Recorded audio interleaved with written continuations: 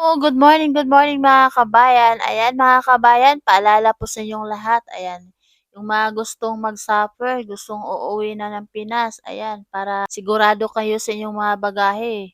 Wag kayong maglalagay ng ng naka-hand carry lang na yung mga agrat na alimbawa yung mga Nutella, yung mga lotion, yung mga shampoo, bawal po yan i-hand carry. At lalong-lalo na bawal po mag-hand carry ng yung pagkain na parang yung mga basa-basa na pagkain, hindi po yan pwedeng i-hand carry. O yung mga dilata na pagkain, hindi din po yan puwedeng ilagay niyo sa inyong mga bagahe kasi may nakita ako sa YouTube na binuksan yung bagahe niya, pagbukas may mga dilata na nakaano sa bagahe niya. Binuksan yung yung mga dilata na yun tapos bawal yun, hindi yun puwede.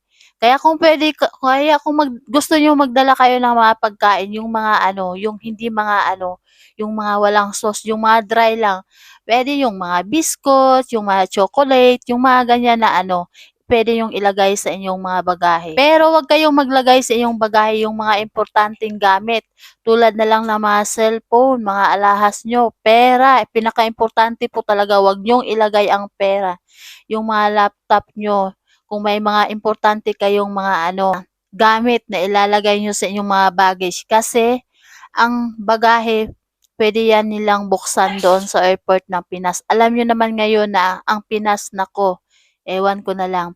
At saka para sigurado kayo, mas mabuti yung mga niyo, yung mga baggage niyo, isisiplok, ibabalot niyo yan ng plastic o di kaya yung packing tape, ido-double pa, 'di ba may lock na yan.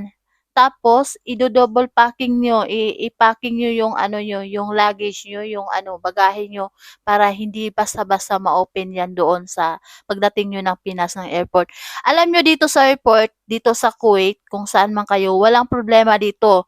Ang pinaka-problema lang po talaga, yung pagdating natin diyan sa airport ng Pilipinas. Yun yung pinaka-problema diyan sa atin. So kung paalala po, puwede kayong mag-hand carry ng 7 kilos kung ano man yun.